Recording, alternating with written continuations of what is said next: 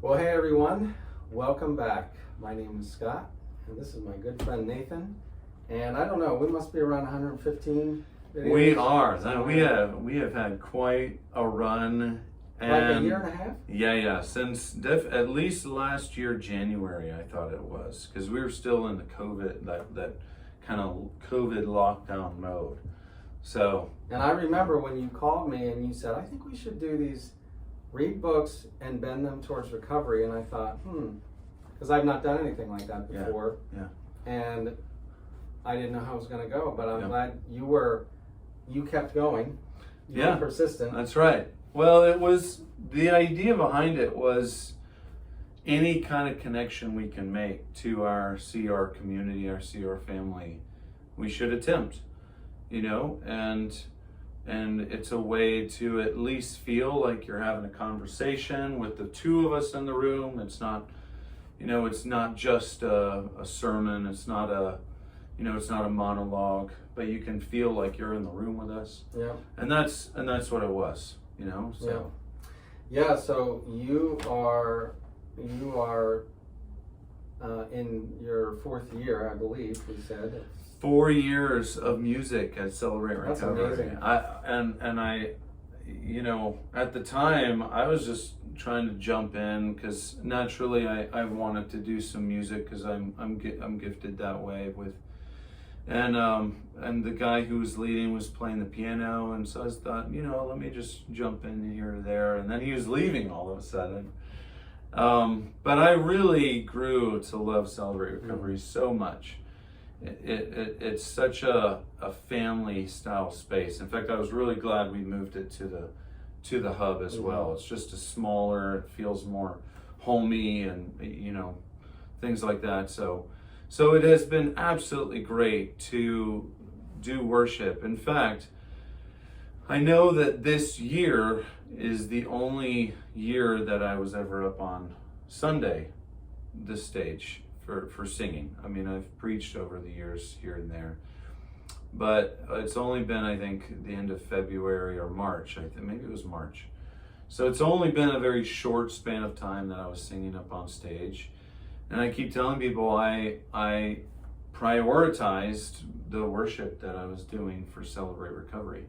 And that was where I was focused, and that's where I was given. So my Celebrate Recovery family got to experience a lot more years of my singing and playing than just Sunday morning. So. And hearing you say that reminds me, the first Celebrate Recovery meeting I went to was actually at another local church, which has a very large Celebrate Recovery gathering. And I walked up to the leader because I was getting ready to jump into the Celebrate Recovery that was already going here. But I was going to move our meeting. I did move our meeting from Friday nights to Monday nights. And I walked up to that leader after his meeting and I said, man, this was really great. And I said, I am thinking though about, because it's a Monday night and people got to get home and go to work and there's open share groups, I don't want them to get home too late. I said, I think I might not do the music to save some time. And I'll never forget, he looked at me and he said, that's the Celebrate and Celebrate Recovery. And that was about 6 years ago. Yeah. And that really made a mark. And it is true. We are celebrating our recovery. Right. And for me, music was a huge part for me to overcome my own struggles. And that's how I did connect it to Celebrate Recovery too. I needed music to get myself out of my head, to heal, to direct my thought, direct my emotions too. I'm sure some of you have seen, I can get emotional. I can get very demonstrative in worship because that's really a home for my emotions many times for me. Because I just naturally, I will sing just about wherever I'm going, not too loudly. Well, we all know that life has its seasons, and we can't always explain the timing on things, but I think we're coming to the end of one season and the beginning of a new one. Would you like to say a few words about that? Right.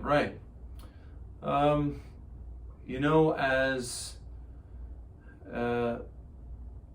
I'll just start maybe a little bit of backstory. You know, during COVID, a lot of people were praying and hoping for family and outdoors. And I think some of that prompted more a need and kind of thoughts for me to think about my own kids. So I have 4, and they range from 3 years old to 15 years old. And so, of course, I don't have, as I don't know how many years I have left of my oldest son being at home. But, you know, my heart's desire is to give them that space, to give them also space with their grandmother as well. And he actually did grow up a lot overseas in rural places in Africa as well. And that was quite a sight because he's a redhead. But, and so this year it was a lot of prayer of how do we create that? And honestly, it really just, you know, people aren't sure how it works, but it does start with prayer. It starts with telling God your heart, which is, you know, God, I just want to take care of my family. I want to see them running around outside barefoot, you know, or having a good time. I want to see them explore. I want to see them excited, whether it's in nature or with family, and then for my wife too. She is a really big introvert, because some of you probably won't even know what she looks like, and having that really big safe space where we're moving is very much going to really help my wife be the best version of herself. So I did say, and some of you have seen messages, that I'm moving to Wisconsin. And it just happens to also be where my mother-in-law lives, and we are close. She has stayed with us a month here, a month there during the years past, and she's very good with my kids, and she serves us really well, and just being a nice, calming presence as well for my kids, and helping us, and she's just a joy to have as well. And but the other sides of that is I really get to use my strengths in specific ways. I am a big strengths finder advocate, and in fact that's part of what I will be doing. I will be doing coaching, and I'll be using strengths and some other things that I've done with a few people even in this area already that I know. Some things that I've actually brought to Celebrate Recovery, though they wouldn't necessarily know it. Right. A few of the activities that I've done, when I've done, I think I did one called the Love Exercise, which is 5 ways that you can love self and 5 ways you can love others.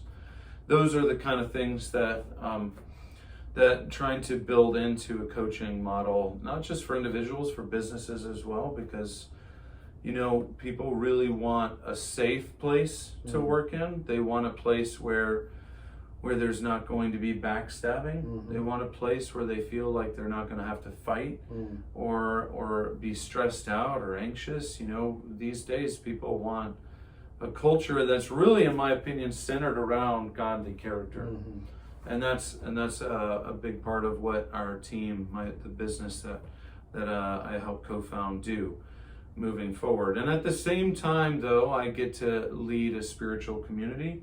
There's a small church, a non-denominational church that is just south of where my mother-in-law lives in Wisconsin. It's northern Wisconsin.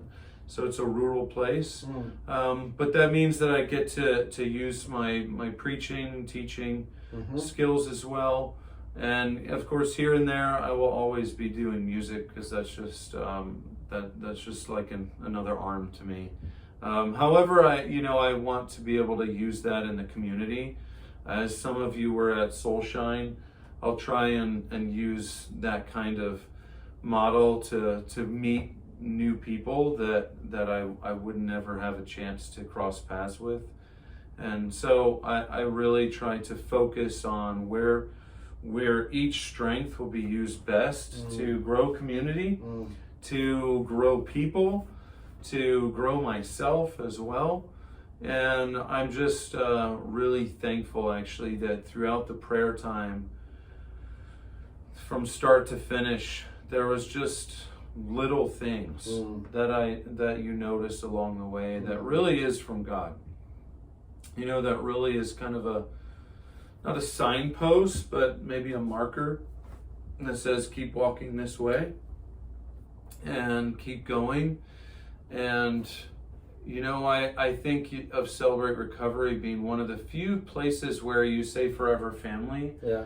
Acknowledging, though, that we really celebrate when someone has maybe gone through a step study, open share, and Celebrate Recovery meetings and has moved on. And I think of quite a few people in the past, Yes. like Lane and Beth Yes. and others who Yes. were sharing their testimony so often.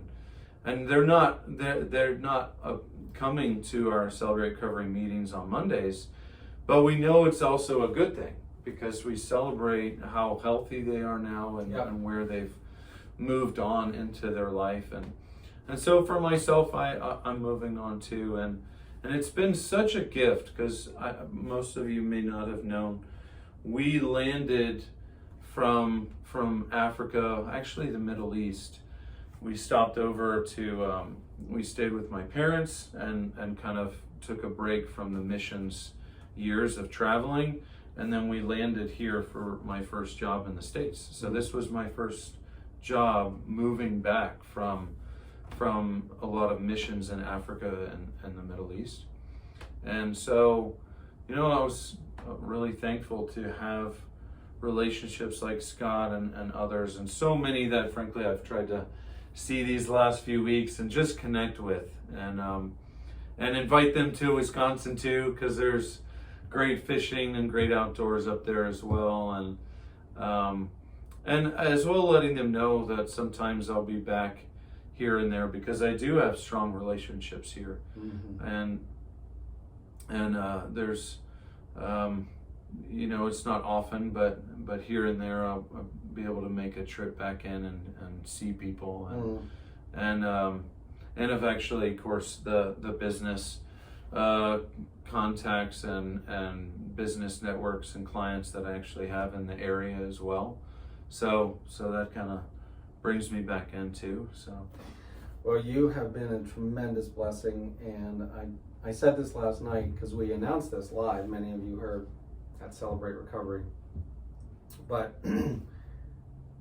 you voluntarily started coming to Celebrate Recovery. Yeah, and frankly, it's one of the